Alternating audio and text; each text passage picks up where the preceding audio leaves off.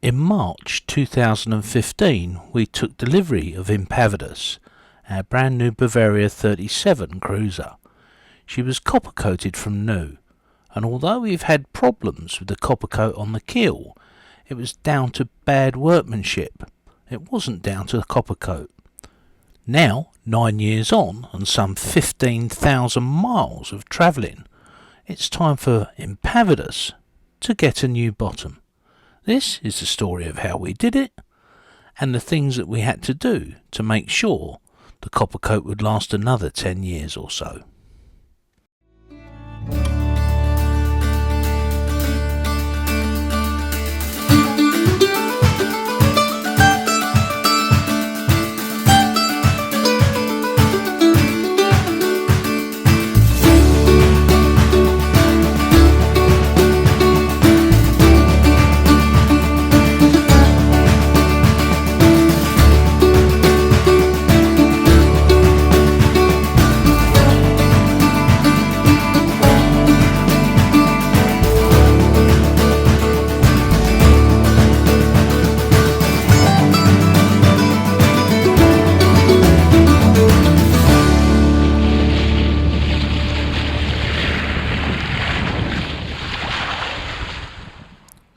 It was a cold and windy March in 2015 when we took delivery of Impavidus.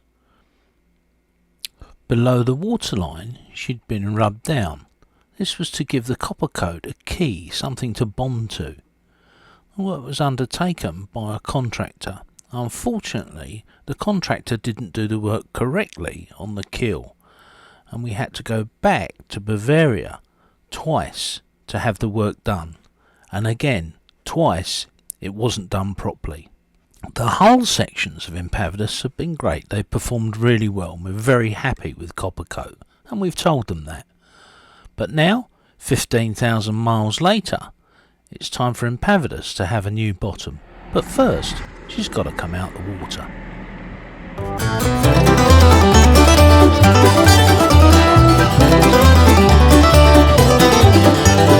I ain't got no money the first week of the month. Right up into orbit, my checks they all abound. My landlord thinks a problem, a rent being overdue. What possible solution? I haven't got a clue.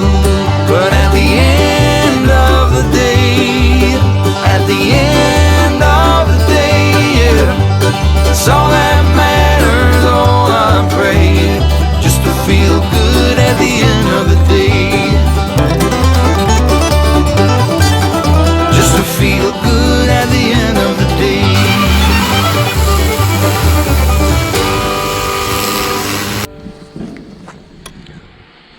Oh, there we are. I'm sorry about Craig's voice. But, this cold I've had. Still malingering on. Anyway, yeah, so we are now in position, that is, out on the side.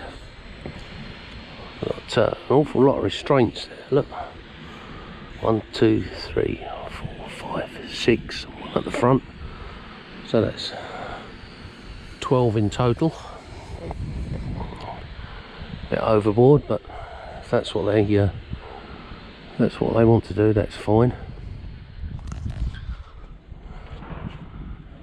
The bow thruster's quite mucky inside. If I take it to the other side,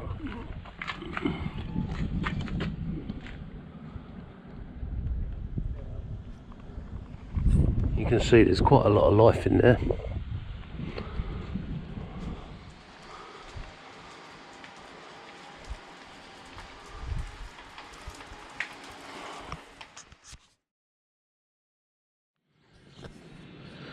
Oh, it's another day over.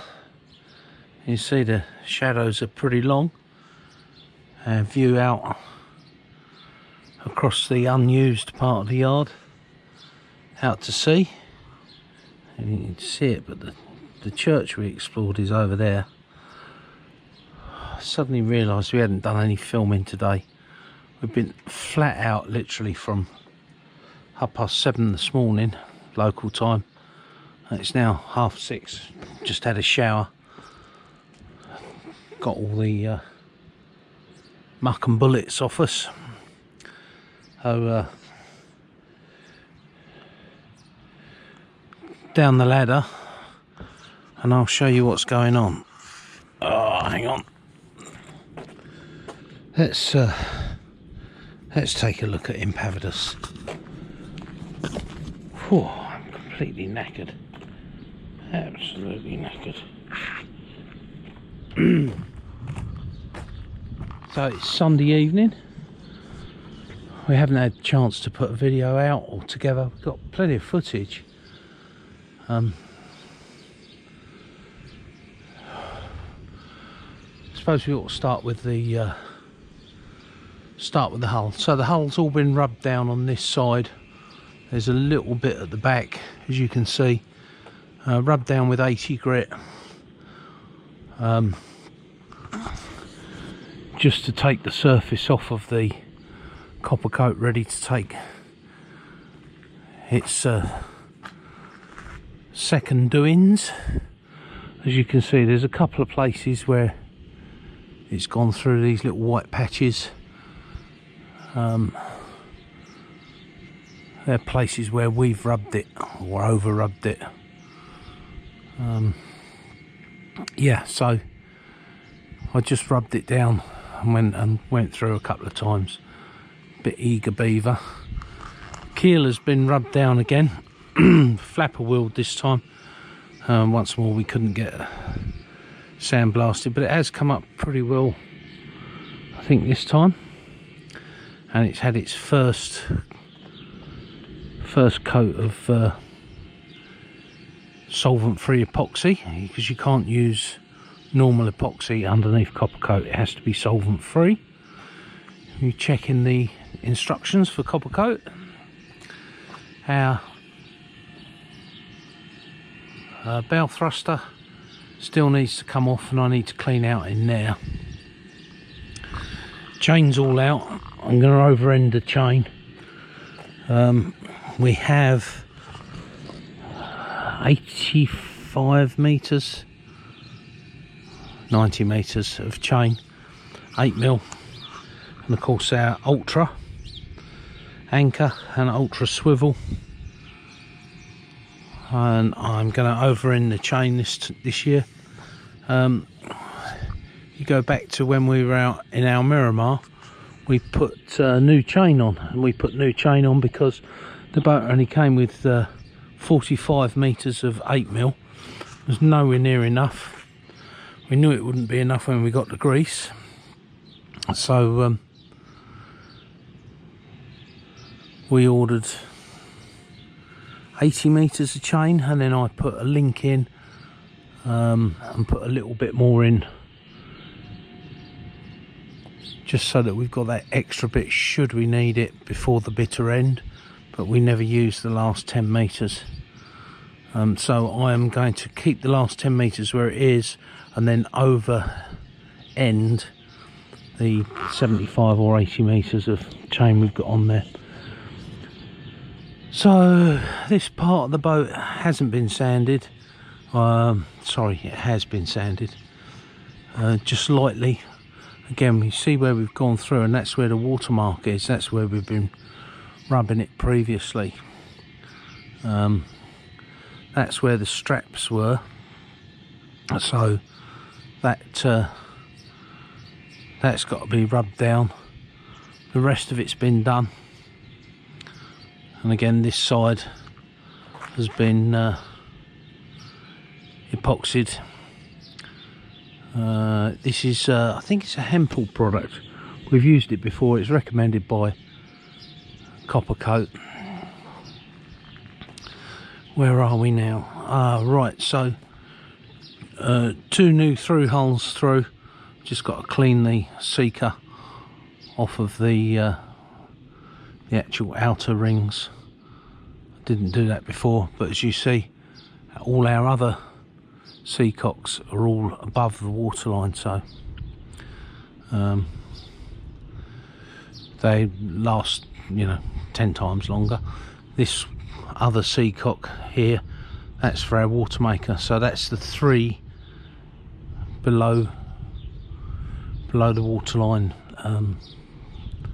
through hulls and seacocks that we've got. Let's wander around. You see the last little bit that's left is this piece here of rubbing down just to abrade the copper coat, and then the rudder, as I say, 2015 was the last time it was done, so I'm pretty happy that that's lasted so well.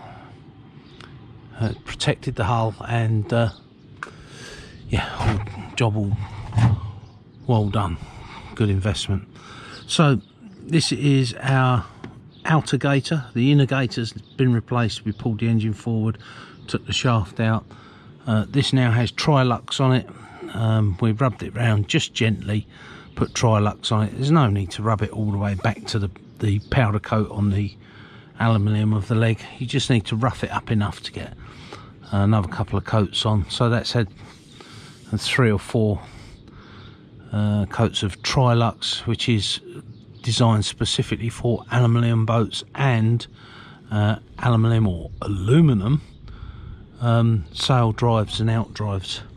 You should never put ordinary anti-foul from your hull on your leg. The rope cutter's been cleaned, sharpened. I sharpened this with a stone. It is once again very, very sharp. The Brunton's been greased. New anodes on the Brunton, and of course my favourite pink lipstick has gone on there to protect the area around the bolts, to stop the anode wearing away at that point before anywhere else. As I mentioned previously, I think this anode is 3 seasons old, and it's way less than 30% worn, so I'd put that back on, just check the continuity is fine. Actually, if you have a Brunton and you have strippers, Ambassador Marines, Toothed Wonder, the anode is actually linked to this anode, so the prop anode is linked to this anode through the prop and through this drive here, because it's driven from the outside. So that is connected to that, which is connected to that, which is connected to that. So this anode and that anode tend to run at about the same usage. About 2 years I get out of those. And there we are, gaiters all on and stuck up. And you just see there's a small hex head socket screw there. We actually mentioned this in a video a long time ago, that we were going to try an anode on the keel, which we've done. That one down there, and the anode had some wear on it. It had eroded somewhat, so there is some spurious interaction working between the cast iron of our keel and the marine environment. So I'm going to put a new one on there, and hope that continues to erode rather than causing issues elsewhere. We shouldn't need it, we shouldn't have it, but somebody suggested that it would be a good idea, and that's we've done it, and it's, well, if it's eroding then it must be working, mustn't it? Of course, we've got our big teardrop anode, which is connected to the neutral of our boat systems, the earth and the neutral of the boat systems. Rudder up there, you can see We haven't cleaned that out yet. It's one area where the water tends to stagnate, and as a result we get big barnacles growing there. When this rudder turns slightly, the gap at the front gets bigger. I have seen other boats actually with a knife blade fitted to the hull here, and it stops anything getting into that area. Not that we've had anything get in there, but I guess it's a sail safe feature. That's it. Another day, another dollar. Sun is going to be going down in a minute. We've got White Cat over there. Peter's working on that. We did his through hulls the other day. And we've got Blue Eyes over there. Joe and Sarah. They're working busily on their boat.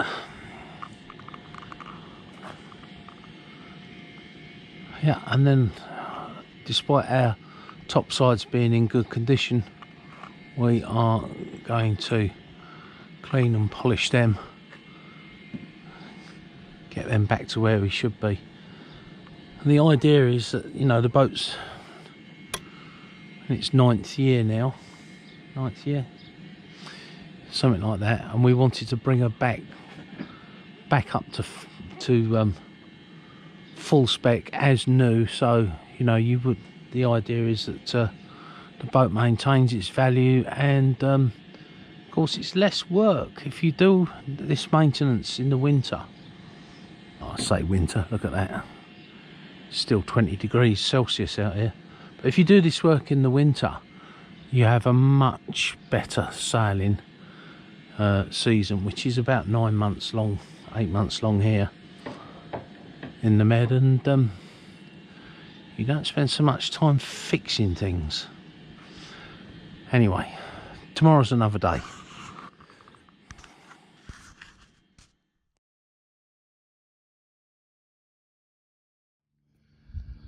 Oh, another day done. Just got out of the shower, rinsed all the copper dust off. Another coat of epoxy on the keel. It's coming up okay. Cindy did a cracking job today with the little sander. And bright and early tomorrow morning we start with Coppercoat. As you know, Coppercoat has to be all 5 coats put on, possibly 6 I think, in our case, all in one day. You put it on just as the layer before is going tacky, or just past tacky, so that it bonds uniformly. It's all in the Coppercoat instructions and in their video. Just to prove it works, that's a Coppercoat boat as well. That's Blue Eyes over there. That's a Coppercoat boat. 3 years without being out of the water, that one. And White Cat is there. That's a Coppercoat boat. So in these warmer waters you do get a bit of growth here and there. You need to get in there and get a scraper over it every 4 or 5 weeks. Like cutting the grass, as Mad said. Something liveaboards have to do. In colder climes, it's, you know, you don't get anything, just a black slime. But it really is good stuff. Well, we wouldn't be putting it on. This is now the 3rd time we've put Coppercoat on. So we put it on our last boat, we put it on this boat, and now 9 years on we're doing it again. Yep, good stuff. Right, beer o'clock I think.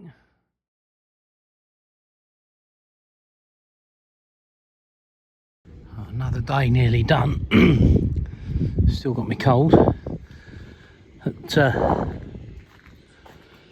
that's it, the whole boat's been rubbed down, all the Coppercoat's been rubbed down with 80 grit. Cleaned up, just washed all the dust off, Second coat of epoxy has gone on. A couple of little dinks in the keel that I've put some epoxy in. That's got 3 more coats to go. The tunnel's been done for the bow thruster. That's all done.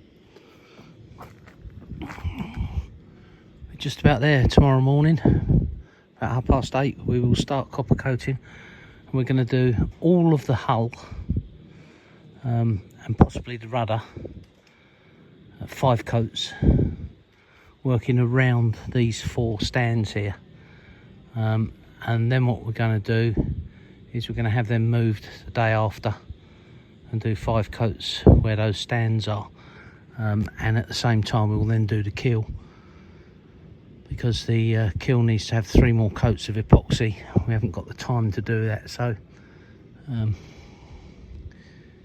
yeah, probably not the ideal way, but the hull to keel joint is very good. There's no delamination or anything there, so that's the way we're going to do it. Right, time for a cup of tea. Nice cup of char, have a brew. It's at this point here that we have to thank Joe and Sarah, our Patreons, for popping over from Blue Eyes to spend the day copper coated Impavidus. I don't think we'd have done it without them. It was pretty tough going, and although it wasn't a super hot day, it was certainly a job chasing the sun round the boat as each layer became tackier and ready for the next coat. Now, the information we got from Coppercoat is that when you're replacing or recoating with Coppercoat, there's no need to use copper in the first layer, and that's because it's a tie coat bonding the old Coppercoat to the new. Obviously that leaves you 2 kilos of pure copper, and we're not suggesting you should, but if you wanted to, you could put that in the very last coats in order to put more copper into your Coppercoat. So that's 1 tie coat and 2 coats of Coppercoat. We're just about to start the 3rd on the other side. The sun's moving round, so it's drying out slower now, but it was a race in the last one. You can see the sun is on this side, but we're getting there slowly. There you go.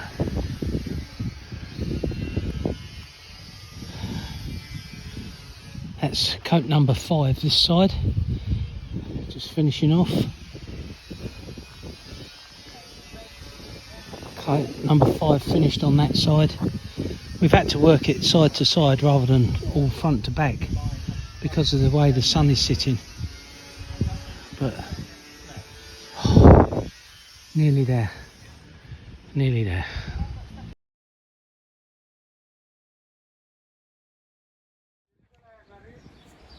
The guys are moving the stands now.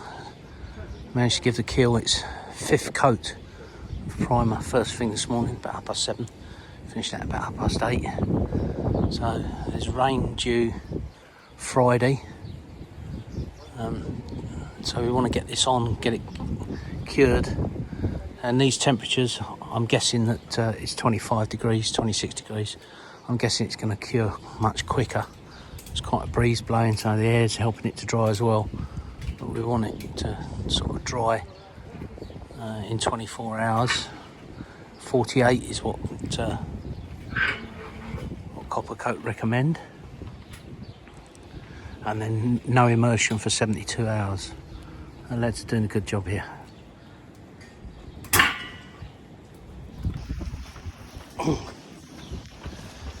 The pads moved. First coat on in the pads area. First coat on the keel. Always comes up patchy, the first coat. We can always see through it, as you see there. Don't worry about that. By the time you get the 3rd coat on, it disappears. Rudder's done. Temperature's gone down a bit. It's nearly 18 degrees here. No bright sunshine, so it's taken a while just to tack off a little bit. But once it does, we'll get another coat on. So these patches, the keel and the rudder, is half a litre, and of course a kilo of Coppercoat is 2 kilos per litre. Yeah, I'll get in there. Hey ho.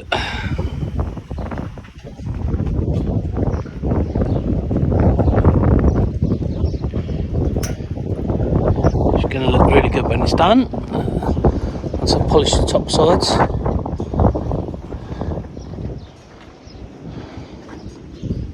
And we're nearly there. That's 5 coats. 5 coats on the keel, 5 coats on the patches, 5 coats on the rudder. We've got enough left over because we're going to keep one spare pot. So we've got 1 litre,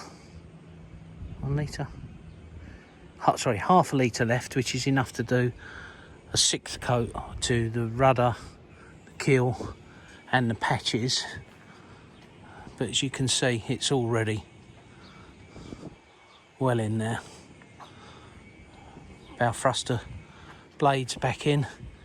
It is still a bit patchy. That's just where it's drying out, because these bits here I had, you can just see them, can you? Yeah, those bits there, I had some left in the tray, so they're quite wet compared with the others. But yeah, that's it. Job's a good one. Well, almost. I'm going to put my anode back on there. I'm going to put a new anode on there because it does seem to have an effect. And the last one was worn. So if it's eroding, then it must be working. But how, I don't know. But yeah, that's it. By the morning that'll all be dry. Forecast is looking good, no rain.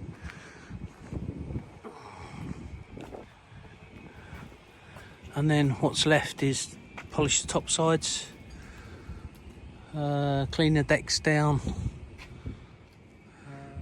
Smile. Yeah, it's quite late in the day. It's now 2 weeks solid. We've worked every single day flat out, so we're a bit knackered.